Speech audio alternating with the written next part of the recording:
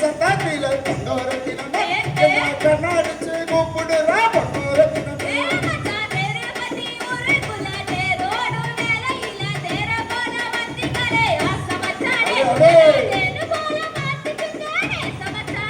அடியே மணப்பாற மாடு கட்டி மாயவரம் ஏறு மூட்டி மாடு கண்ணா மேச்சு கட்டி பொன்னோரத்தினமே நமக்கு மாலை மாத்தி கல்யாணம் தான் பொன்னோரத்தினமே